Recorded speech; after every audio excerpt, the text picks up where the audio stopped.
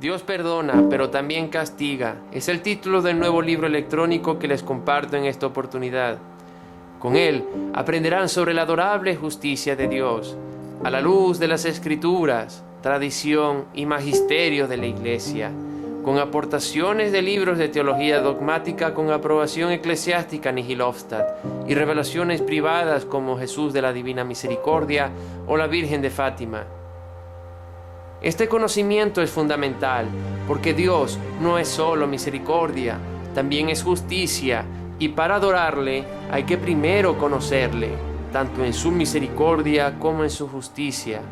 Pueden descargar el libro de uncatólico.org/librodios. Encontrarán el enlace de descarga en la descripción de este video. En la actualidad, falsos profetas anuncian que Dios no castiga nunca.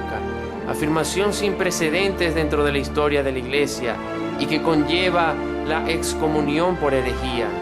El Concilio Ecuménico y Dogmático de Trento, con carácter de infalibilidad, declara lo siguiente: Cano 13.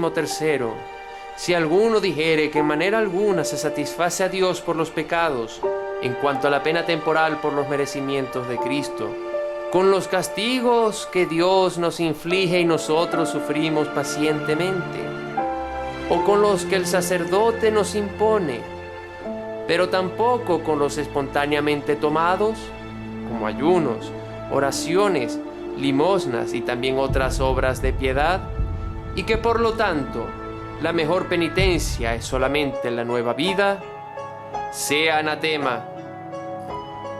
No es una situación nueva. San Ireneo fue el primero en responder a esta herejía de negar el castigo de Dios en su libro Contra las herejías y refiriéndose directamente a Marción.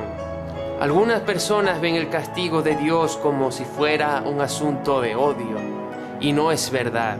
El castigo de Dios, de hecho, es grandísima prueba de su amor, porque el Señor reprende a los que ama, y precisamente debido a que su amor es grande, nos amenaza y nos castiga. Decir que Dios no castiga es algo muy delicado, porque toca la redención, la libertad humana, la imagen de Dios y su señorío real sobre la historia, y muchos otros temas teológicos, incluyendo el purgatorio y el infierno. Pero ante todo, es rechazar el carácter sacrificial de nuestro Señor Jesucristo en la cruz. Él fue traspasado por nuestras rebeldías y triturado por nuestras iniquidades. El castigo que nos da la paz recayó sobre Él, y por sus heridas fuimos sanados. Al que no conoció pecado, le hizo pecado por nosotros, para que fuéramos hechos justicia de Dios en Él. Decir que porque Jesús haya muerto en la cruz, no queda reato de pena temporal, o en otras palabras, no hay razón para recibir castigos aquí en la tierra o en el purgatorio, conlleva excomunión directa. El mal físico no es incompatible con Dios. Jesús mismo, siendo verdadero Dios y verdadero hombre, asumió durante toda su pasión el dolor, la angustia, la tristeza y el sufrimiento en general propios de nuestros pecados, hasta la muerte, y muerte de cruz. Lo que no hizo fue asumir el mal moral, que constituye el rechazo de Dios y es la esencia del pecado.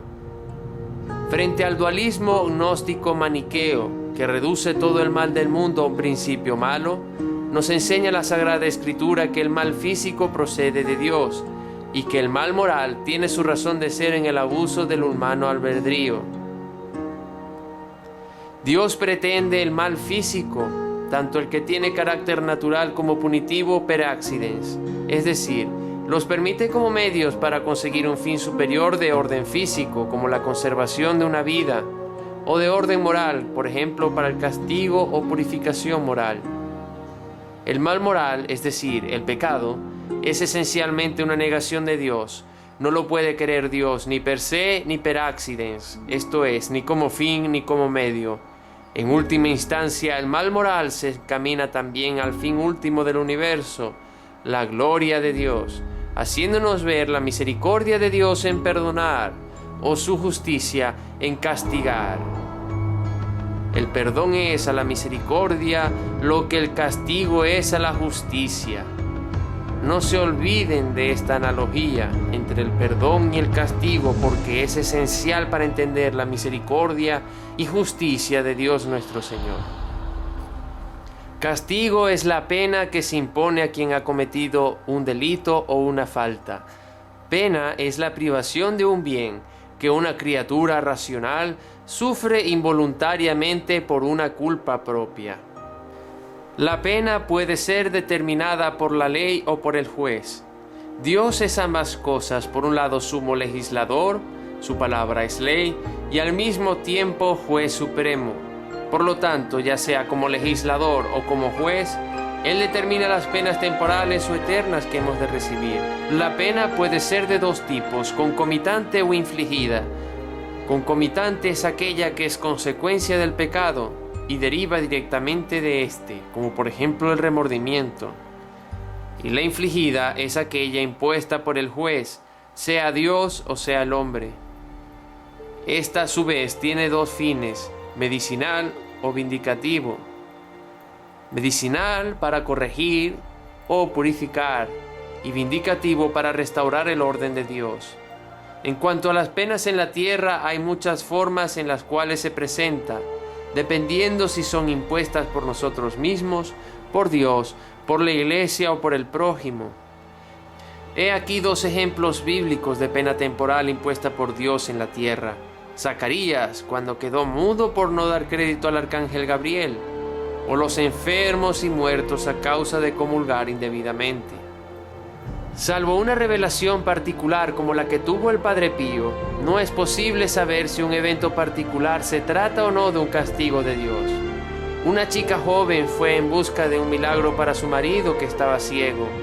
Padre Pío dijo que la única esperanza para la salvación de su marido era que estuviera ciego, como castigo por haber golpeado a su padre. San Juan Pablo II nos da una pista. Al mal moral del pecado corresponde el castigo, que garantiza el orden moral en el mismo sentido trascendente, en el que este orden es establecido por la voluntad del Creador y Supremo Legislador. De ahí deriva también una de las verdades fundamentales de la fe religiosa, basada asimismo en la revelación, o sea, que Dios es un juez justo, que premia el bien y castiga el mal. Sí es verdad que el sufrimiento tiene un sentido como castigo cuando está unido a la culpa. No es verdad, por el contrario, que todo sufrimiento sea consecuencia de la culpa y tenga carácter de castigo. La pena eterna en el infierno solo procura restauración del orden moral. Ya no hay corrección posible para los condenados. Y esta a su vez puede ser de dos tipos, de daño o de sentido. De daño es la pérdida de la visión beatífica de Dios, y la pena de sentido es el sufrimiento positivo impuesto por Dios a los condenados. Ante tanto lobo vestido de oveja, recordemos nuestra esperanza. La esperanza es aguardar confiadamente la bendición divina y la bienaventurada visión de Dios. Es también el temor de ofender el amor de Dios y de provocar su castigo. Escribe un sabio autor que más almas envía al infierno la misericordia que la justicia de Dios, porque los pecadores, confiando temerariamente en aquella, no dejan de pecar y se pierden. Nos recuerda San Alfonso María de Ligorio, doctor de la Iglesia. Que Dios los guarde, la paz de Cristo sea con ustedes, y tengan muy presente que lo mejor está por venir. Ya viene pronto nuestro Señor Jesucristo. Aguardemos su venida. Que Dios los guarde.